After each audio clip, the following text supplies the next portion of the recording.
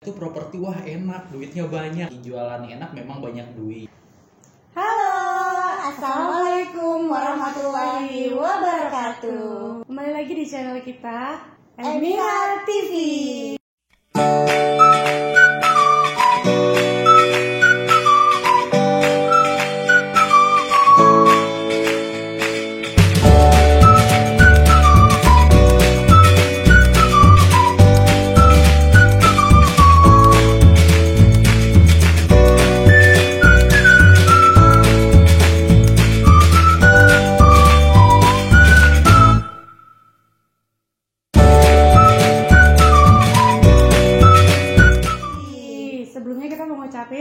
Minal aidin wal faizin, mohon maaf lahir dan batin.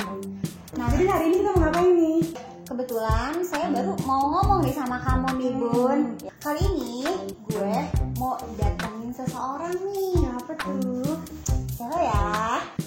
Yang pasti sih temen lama gue yang udah lama banget gak ketemu. 2018 kalau gak salah deh ya. Nah sekarang kita panggilin ya. Langsung aja ya, biar gak penasaran. Terus bahasnya apa sih? Nanti pokoknya tetap stay tune di sini. Emira TV. Yuk tanya aja nih. Selamat datang.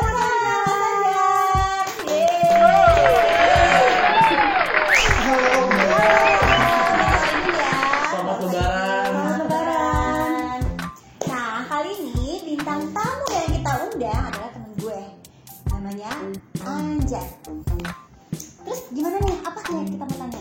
Jadi gini nih, kita mau ngebahas si Mas Anjar ini kan. Jangan panggil Mas dong, gue berasa tua. Oke. Jadi gini, gue panggil Anjar aja ya. Jadi gini ya Anjar, kan kita udah ngeliat nih dari IG-nya udah tough banget, udah sukses lah ya untuk anak muda sekarang gitu ya. Jadi kita mau ngebahas soal kesuksesannya. Aduh. Gimana cara merintisnya tuh bisa sampai sekarang udah keluar mulu, masa belum sukses ya Mi ya? Iya, pokoknya nih ya, dulu waktu temen di satu kantor tuh, wah pokoknya keren banget gitu. Keren banget, dia tuh suka kasih motivasi sampai gue sendiri pun udah gue harus bisa seperti dia. Iya. Sampai benar-benar termotivasi sama gue. Justru itu makanya biar teman-teman yang lain juga bisa jadi motivasi ke mereka buat dirinya sendiri. Oh, dia aja bisa, gue juga bisa dong gitu. Sebelum seperti ini tuh awal pertama kali bekerja itu di mana gitu? Jadi dulu itu gue mulai kerja itu di salah satu perusahaan properti, joint venture antara perusahaan lokal sama perusahaan asing asal dari Jepang, sebagai markom kurang lebih 2 tahunan. Setelah itu karena gue ngerasa bosan kerja di dunia markom, akhirnya gue memutuskan untuk pindah ke dunia sales. Itu awal mulanya gue kerja di dunia properti. Nah gini nih, aku mau nanya nih ya, itu pertama kenapa milih properti? Apa kecemplung kah? Atau ada temen kah yang ngajakin? Atau memang kepepet? Ya udahlah di sini dulu lah awal mula gitu, atau gimana? Ya kayak buat betul loncatan gitu. Oke. Karena kebetulan dulu itu kampus gue itu memang dekat banget sama perusahaan yang ibaratnya pengembang kawasan perumahan. Jadi gue mikirnya setelah lulus ngapain sih kerja cari jauh-jauh, toh juga di perusahaan dekat kampus gue ini memang perusahaan yang memang terbilang salah satu perusahaan properti yang sangat besar. Dan pas banget kebetulan waktu itu gue iseng-iseng lamar kerja di situ, keterima gitu. Jadi sambil iseng-iseng sambil ini ya awalnya. Yaudahlah. Awalnya iseng, betul. Gitu ya. Awalnya iseng sampai akhirnya keterusan. Nah ini yang paling seru ya mau denger nih dari hasil yang gue tahu ya, properti itu pasti kalau memang dia banyak penjualan nih, yang gue tahu tuh pasti dia bisa punya apa sih pas selama bekerja di properti. Biasanya tuh yang tahu sendiri lah, properti duitnya gede ya. Iya. Nah apalagi penjualannya banyak. Apa sih yang udah didapat dari properti? Sebetulnya orang yang orang lihat itu properti wah enak, duitnya banyak, tapi kan pada kenyataannya nggak seperti itu. Kadang properti itu kalau misalnya memang kita lagi jualan enak, Tapi kalau misalnya kita penjualannya sedang menurun, ya tidak seperti yang orang bayangkan gitu. Jadi enak suka dan dukanya di situ sih gitu. Jadi kita harus bisa mengontrol pengeluaran, mengontrol pendapatan, mengontrol ibaratnya ketika kita mendapatkan komisi ya dari penjualan properti itu, kita harus alihkan kemana supaya nanti kalau misalnya kita penjualannya agak kurang, kita tetap bisa ibaratnya bisa stabil. Terus berarti kayak di properti itu untung-untungan dong berarti ya? Gimana, benar nggak tuh? Nggak untung-untungan juga sih Mbak. Sebetulnya kita itu di properti kalau misalnya kita menguasai kayak produknya, terus kita nyaman dengan jualannya, ya jualannya juga enak gitu. Nah selain itu nih, ada lagi nggak usaha yang selain dari properti? Kali punya usaha sendiri atau apa gitu? Oke. Selain dari properti sih kecil, maksudnya tuh dari dulu itu kalau misalnya ada pendapatan komisi sedikit-sedikit ya uangnya ketika ada gue nggak konsumtif ya, gue nggak senang-senang belanja ini itu, tapi ketika ada uang sedikit demi sedikit lebih banyak diinvestasikan. Nah masalah merantau nih emang asalnya dari mana sih? Orang tua gue dari Bandung. Oh orang Bandung. Sunda si Aka. Sunda. Pantes yang dipanggil Mas. Punya Iya. Berarti panggil aja ya. Terus apa lagi nih yang kita mau tanyain sama Anjar? Ada nggak sih yang penasaran? Kayaknya masih ada yang penasaran ya. masih ada sih. Sebenarnya banyak sih. Ya yang tadi kan sebelum di balik layar nih guys, kan si Anjar ini asik Anjar. Jadi kayak pacar ya guys. Jadi katanya kan kerjanya di London tadi ya? Enggak di London, jadi perusahaan properti asal London. Ya, konsultan properti asal London. Home base-nya di Jakarta. Tapi nggak stay di sana? Enggak, di sini di Jakarta. Oh tetap di sini. Kayak gini, kan dari Bandung tuh udah enak ya, udah sejuk, orang aja dari Jakarta maunya ke Bandung loh. Kenapa mau ke Jakarta? Gue waktu itu mikirnya gue di Bandung ngerasa sumpek gitu ya, bukan sumpek sih. Gue butuh pengalaman baru, gue pengen ketemu suasana baru, sampai akhirnya gue memutuskan kuliah di Jakarta gitu. Bukan Jakarta sih, gue kuliah S1 itu waktu itu di Cikarang. Gue kuliah di Presiden University, setelah lulus baru gue ke Jakarta gitu. Dan gue ke Jakarta itu tuh tahu nggak, cuman modal gue bawa selembar ijazah, gue sama sekali nggak minta duit ke orang tua buat ibaratnya buat stay atau gimana. Gue bawa setelah lulus gue langsung lamar kerjaan dan puji syukur gue langsung dapet sebelum wisuda. Akhirnya dengan tabungan yang gue ada, gue coba ngekos dulu. Habis itu dari situ gue memulai ibaratnya pertama ya, itu ya. karir gue dari situ. Terus pas waktu datang dari Bandung gitu ke Jakarta kan misalnya cari kerjaan tuh ya. Nah itu dulu langsung ngekos apa memang ada saudara tinggal di rumah Gak saudara? ada, gue ngekos. Karena dulu gue nyari kosan itu yang memang deket kantor. Nah tanggapan orang tua pertama pas mau ke Jakarta? Tanggapannya ya udah gitu, karena memang nggak ada anak laki sih ya, nggak ada larangan ataupun tidak diperbolehkan atau gimana, jadi terserah aja. Bismillah aja deh Iya. ya.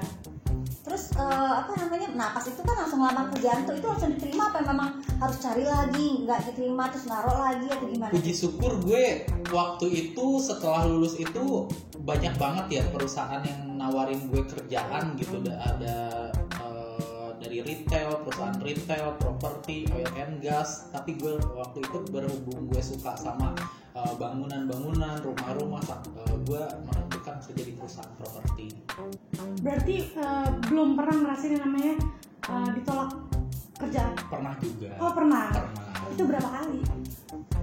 Sebetulnya itu kerjaan iseng sih. Jadi gue dulu gue pengen kerja jadi apa, ibaratnya kerja di bank ya.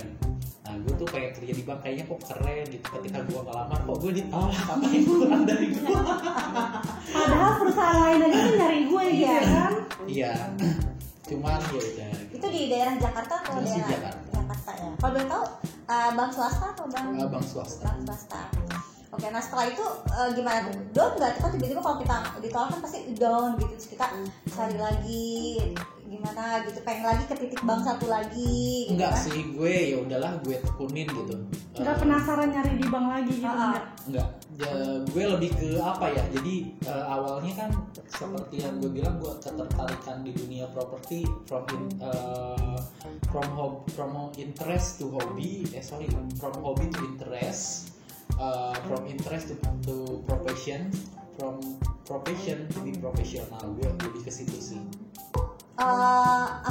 Bekerja nih beberapa bulan langsung di properti kan ya, itu namanya gaji dulu masih ini ya, masih minim ya kan. Kita ada kalau properti biasanya mainnya komisi. Nah itu apa langsung jualan, apa memang dalam setahun itu nggak jualan dulu? Karena kan yang gue tahu nih 3 bulan nggak jualan cut keluar, 3 bulan nggak jualan cut Kalau gue dulu kebetulan awal berkarir itu perusahaan itu properti cukup ternama ya, jadi nggak ada cut-cutan ya, nggak ada 3 bulan cut, jadi gue betul-betul di develop ya, dan dari sisi salary juga udah di atas rata-rata gitu. Itu tahun berapa kira-kira? Itu tahun 2012 sih. Oh 2012. Nah, awal mula tuh dapat gaji berapa? Aduh malu gue. Nggak apa-apa, Itu kan tahun lalu, itu kan udah 2016 kan tadi.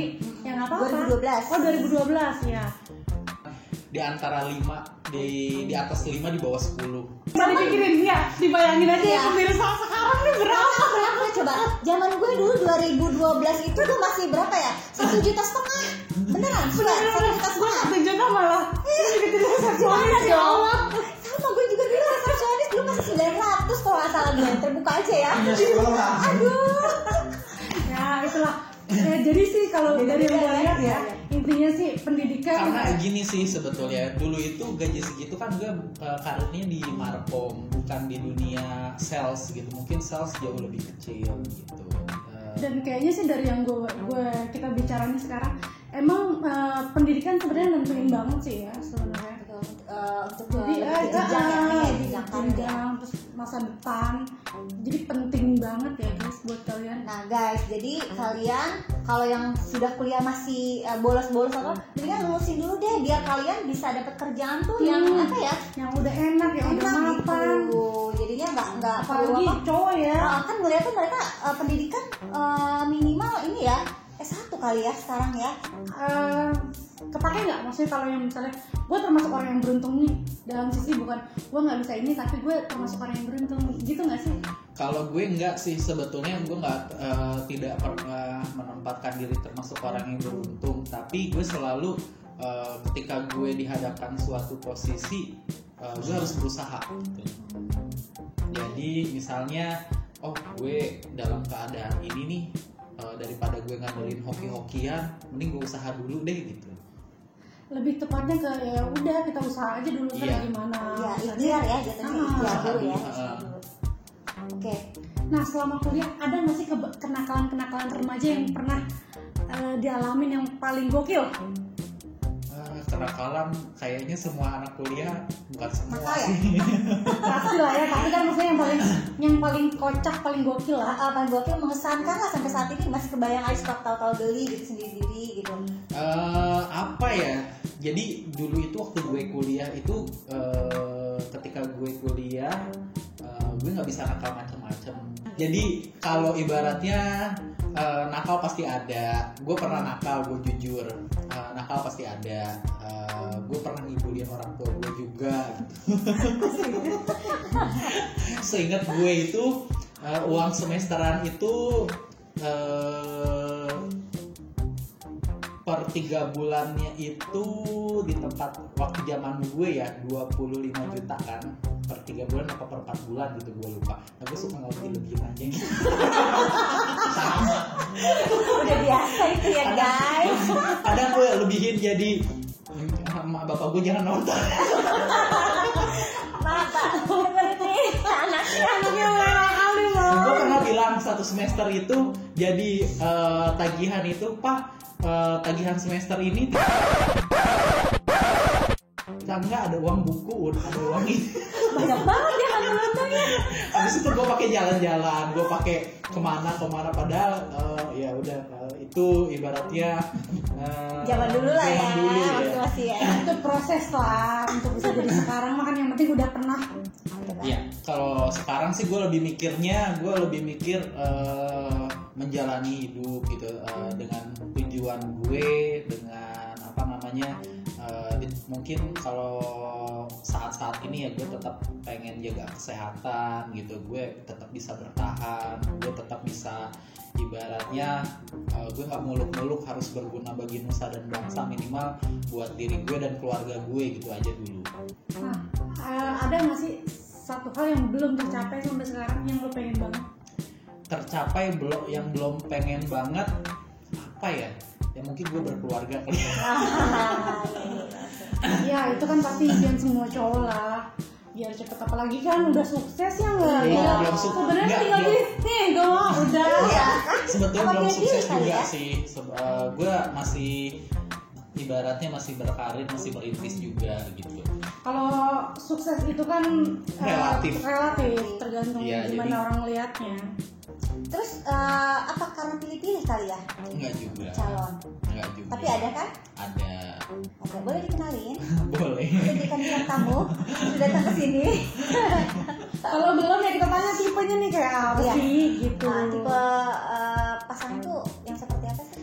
Kalau gue nggak, yang pertama itu yang bisa menerima dan ini bisa saling menerima, saling sayang ketika gue ibaratnya misal gue sekarang berkecukupan, taruh pada saat gue nanti nggak punya apa-apa, dia masih mau nggak sama gue gitu. Jangan sampai kan sekarang kan banyak perceraian itu karena faktor ekonomi ya, nah itu gue paling nggak mau. Iya, apalagi dalam musim kayak gini kan. Iya, Aduh. banyak banget sih kayak ngedenger ya musim pandemi seperti ini malah banyak yang cerai ya. Iyalah. Terus Habis dapur nggak ngebul bu.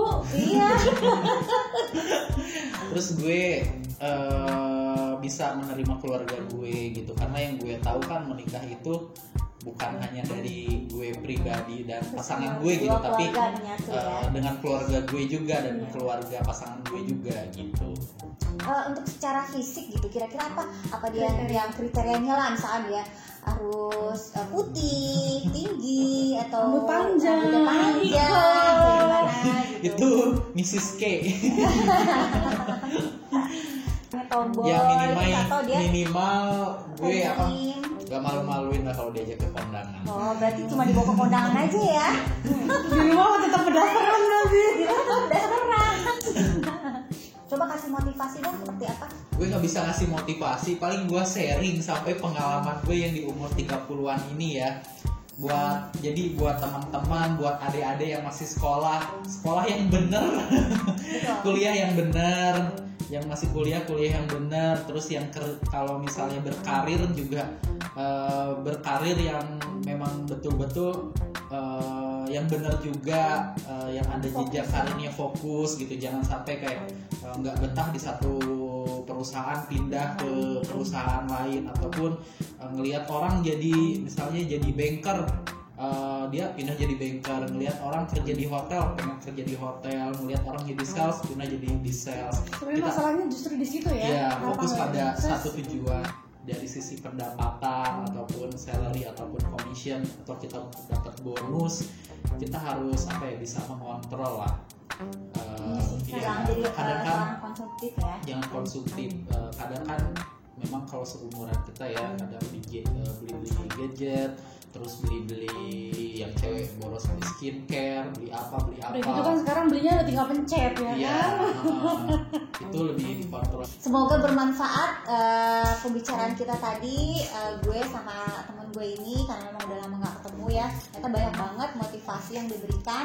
Jangan lupa ya di like, Komen. And di subscribe guys. Wassalamualaikum warahmatullahi